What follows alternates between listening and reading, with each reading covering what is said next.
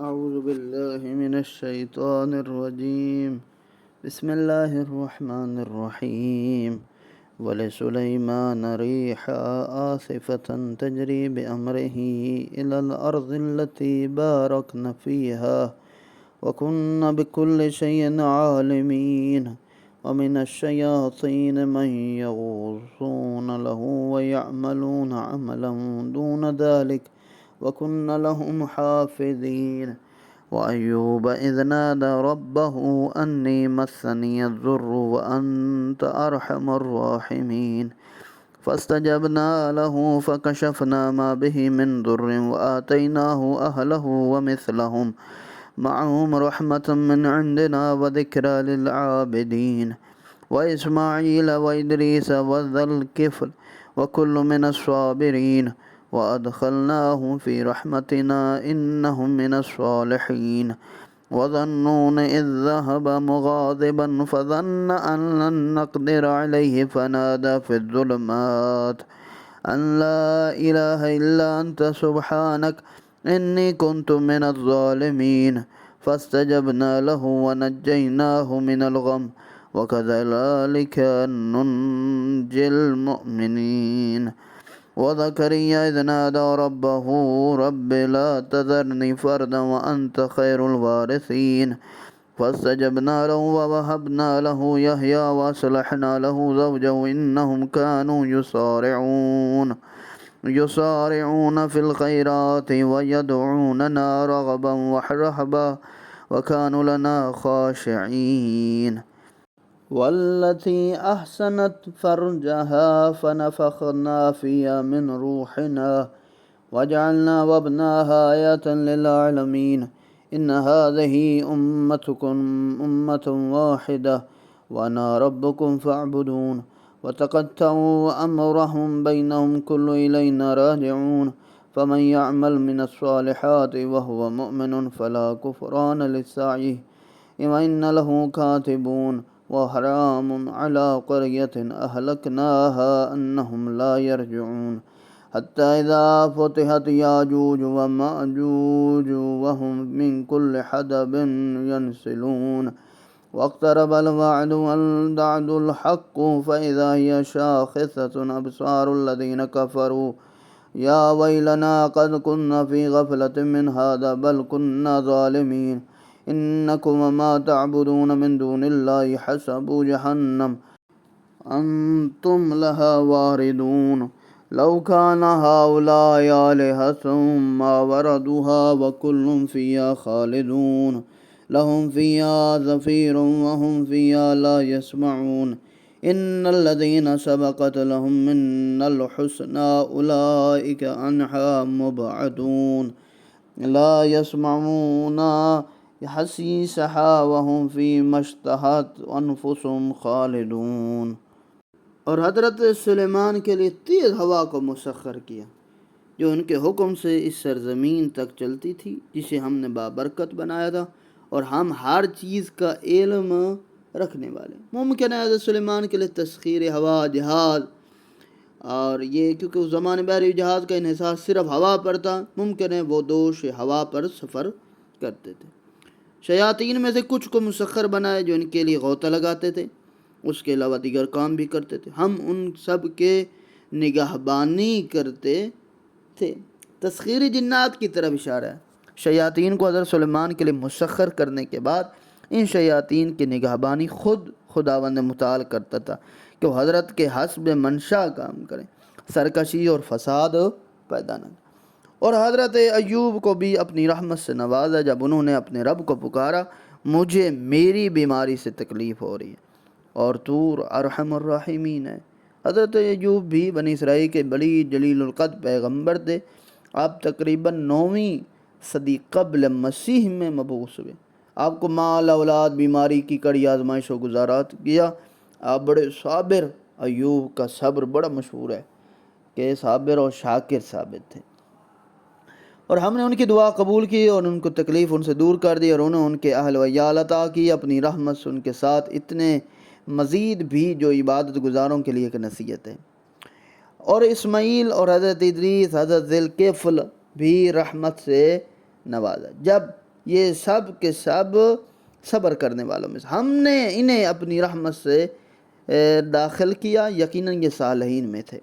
اور حضرت ذوالنون فرماتے ہیں کو بھی رحمت سے نواز، جب وہ غصے میں چل دیے، خیال کرنے لگے کہ ہم ان پر سختی نہیں کریں گے، چنانچہ وہ اندھیروں میں پکارنے تیرے سوا کوئی معبود نہیں، تو پاک ہے، یقیناً میں ہی زیادتی کرنے والوں میں سے ہوں۔ ذوالنون فرماتا ہے حضرت یونس کا لقب، یعنی مچھلی والے، وہ اپنی قوم کی نافرمانی کی وجہ سے قوم سے ناراض ہو کے چل گئے، ان کو مچھلی نے نگل لیا، اللہ نے ان کو نجات دی۔ یہ نجات کوتاہی کے اعتراف اور تسبیح کی وجہ سے دی گئی تھی۔ پھر تمام اہل ایمان کے لیے خوشخبری سنائی گی کہ ان کو بھی اسی طرح غم سے نجات مل جایا کرے گی۔ اگر مومن یونس علیہ السلام کی طرح صدق دل سے اللہ کو پکارے تو اللہ بھی اس کو اسی طرح نجات دے گا جس طرح حضرت یونس علیہ السلام کو نجات دی۔ پھر ہم نے ان کی دعا قبول کی اور ہم نے انہیں غم سے نجات دی، اور ایمان والوں کو وہ ہم اسی طرح نجات دیتے ہیں۔ اور زکریا کو بھی رحمتوں سے نوازا جب انہوں نے اپنے رب کو پکارا کہ میرے رب مجھے تنہا نہ چھوڑ اور تو بہترین وارث ہے، بس ہم نے ان کی دعا بھی قبول کی اور انہیں یحییٰ عطا کیا، ان کی بیوی کو ان کے لیے نیک بنا دیا۔ یہ لوگ کارہائے خیر میں، اپنے کاموں میں، اچھے کاموں میں سبقت کرتے تھے، شوق اور خوف دونوں حالتوں میں ہمیں پکارتے تھے، یعنی جب انہیں نیکی کرنے کا توفیق ہوتی تھی اس وقت بھی اللہ کو یاد کرتے تھے، اطاعت کرتے تھے، اور جب بھی کوئی پریشانی آتی تھی پھر بھی اللہ کو یاد کرتے تھے، اور ہمارے لیے خشوع کرنے والے تھے۔ اور اس خاتون کو بھی نوازا جس نے اپنی عصمت کی حفاظت کی، اس لیے ہم نے ان میں اپنی روح میں سے پھونک دیا اور انہیں ان کے بیٹے عیسیٰ کو تمام اہل عالم کے لیے ایک نشانی بنا کے بھیجا۔ انسانی تخلیق کے لیے پہلے نطفہ ہوتا ہے، پھر اس میں پھر وہ رحم مادر میں جاتا ہے، رحم مادر میں پلتا ہے، پھر آہستہ آہستہ پھر روح پھونکی جاتی ہے۔ اللہ نے فطرت سے ہٹ کے حضرت عیسیٰ کی تخلیق کی اور پورے عالم کے لیے، دنیا کے لیے ایک نشانی بنا کر بھیجا۔ یہ تمہاری امت یقیناً امت واحدہ ہے اور میں تمہارا رب ہوں، لہذا تم صرف میری عبادت کرو۔ لیکن انہوں نے اپنی دینی معاملات میں تفرقہ ڈال دیا۔ آخرکار سب نے ہماری طرف رجوع کرنا ہے، بس جو نیک عمل کرے وہ مومن ہو تو اس کی کوشش کی ناقدری نہ ہوگی، اور ہم اس کے اعمال اس کے لیے لکھ رہے ہیں۔ اور جس بستی کو ہم نے ہلاک کیا اس کے مکینوں کے لیے ممکن ہی نہیں ہے کہ وہ دوبارہ لوٹ کریں، یعنی اللہ ایک دفعہ جب ختم کر دیتا ہے پھر وہ کہاں سے پھر واپس آ سکتا ہے، بس ختم ہو گیا۔ یہاں تک کہ جب یاجوج و ماجوج کا راستہ کھول دیا جائے گا تو وہ ہر بلندی سے نکل پڑیں گے، اور برحق وعدہ قریب آنے لگے گا تو کفار کی آنکھیں یکایک کھلی رہ جائیں گی، اور وہ کہیں گے ہائے ہماری تباہی، ہم واقعی اس سے غافل تھے، بلکہ ہم تو ظالم تھے۔ بے شک تم اور تمہارے وہ معبود جنہیں تم اللہ کو چھوڑ کر پوچھتے تھے جہنم کا ایندھن ہے جہاں تمہیں داخل ہونا ہے۔ ایسا معلوم ہوتا ہے یہاں پر ایک جملہ ہے یاجوج و ماجوج ایسی درندگی کی علامت ہے جو کسی انسانی اخلاقی قدروں کو نہیں جانتے، وہ ہر طرف سے پرامن لوگوں پر حملہ کرتے تھے، بلکہ اشارہ بھی ملتا ہے کہ وہ اونچی جگہوں سے حملہ آور ہوتے تھے۔ چنانچہ روایت میں قیامت کے نزدیک ہونے والی علامات میں سے ایک خروج دجال و یاجوج و ماجوج کا بھی ہے۔ اگر یہ معبود ہوتے تو جہنم میں داخل نہ ہوتے، اور اب سب کو اسی میں رہنا پڑے گا۔ اور اسی طرح فرماتے ہیں کہ جہنم میں ان کا شور ہوگا، وہ اس میں کچھ نہ سنیں گے۔ جن کے حق میں ہماری طرف سے پہلے ہی جنت کی خوشخبری مل چکی ہے وہ اس آتش سے، اس آگ سے دور رہیں جہاں وہ اس کی آہٹ تک بھی محسوس نہیں کریں، اور وہ ہمیشہ ان چیزوں میں رہیں گے جو ان کی خواہشات کے مطابق ہوگی۔ لا يحزنهم الفزع الأكبر وتتلقاهم الملائكة هذا يومكم الذي كنتم توعدون يوم نطوي السماء كطي السجل للكتب كما بدأنا أول خلق نعيده وعدا علينا إن كنا فاعلين وَلَقَدْ كَتَبْنَا فِي الزَّبُورِ مِنْ بَعْدِ الذِّكْرِ أَنَّ الْأَرْضَ يَرِثُهَا عِبَادِيَ الصَّالِحُونَ إِنَّ فِي هَذَا لَبَلَاغًا لِقَوْمٍ عَابِدِينَ وما أرسلناك إلا رحمة للعالمين قل إنما يوحى إلي أنما إلهكم إله واحد فهل أنتم مسلمون فإن تولوا فقل آذنتكم على سواء وإن أدري أقريب أم بعيد ما توعدون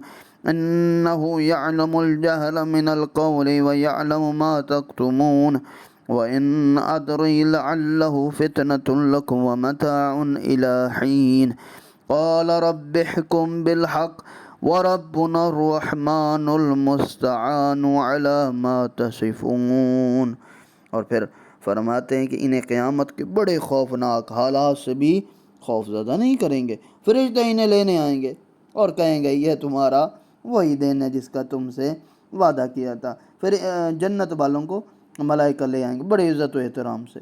اس دن ہم آسمان کو اس طرح لپیٹ لیں گے جس طرح طومار میں اوراق لپیٹے جاتے ہیں۔ جس طرح ہم نے خلقت کی ابتدا کی تھی اسے ہم پھر دہرائیں گے، یعنی دوبارہ خلق کیا جائے گا زمین کو۔ یہ وعدہ ہمارے ذمہ ہے جسے ہم ہی پورا کر دیں۔ بولے اللہ نے کہا میرا ہی کام ہے، تمہیں پریشان ہونے کی ضرورت نہیں، کیا ہوگا کیا نہیں ہوگا، اللہ نے کہا میں خود کر لوں گا۔ اور ہم نے زبور میں ذکر کے بعد لکھ دیا ہے کہ زمین کے وارث ہمارے نیک ہی بندے ہوں گے۔ دنیا میں ہر شخص موجود صورتحال سے نالا رہا ہے، مال، فقر، پریشانی، روحانی ہر اعتبار و انصاف، لیکن اللہ نے کہہ دیا کہ انشاءاللہ کہ وہ دن قریب ہے کہ زمین کا وارث ہمارے نیک یعنی امام زمانہ علیہ السلام ہوں گے۔ اس بات میں بندگی کرنے والوں کے لیے یقیناً ایک آگاہی ہے۔ اے رسول ہم نے آپ کو بس عالمین کے لیے رحمت بنا کے بھیجا ہے۔ کہہ دیجئے میرے پاس وہی آئی ہے کہ تمہارا معبود بس ایک ہی معبود ہے، تو کیا تم تسلیم کرتے ہو؟ اللہ کے رسول جب یہ سارا واقعہ سنانے کے بعد، باتیں سنانے کے بعد، پھر ان لوگوں کو، کافروں کو یا جو لوگ آئے بیٹھے ہوتے تھے ان سے سوال کرتے ہوئے یہ عرض کرتے تھے، پھر اگر انہوں نے منہ موڑ لیا تو کہہ دیجئے کہ ہم نے تمہیں یکساں طور پر آگاہ کر، برابر، کسی کو میں نے علیحدہ نہیں لے گیا، یا سب کے لیے ایک ہی حکم ہے۔ ایسا نہیں ہے کہ میرے خاندان کے لیے ہے تم لوگوں کے لیے نہیں ہے، سب کے لیے ایک جیسا ہی ہے۔ اور فرمایا کہ جس چیز کا تم سے وعدہ کیا گیا وہ قریب ہے یا دور یہ میں نہیں جانتا۔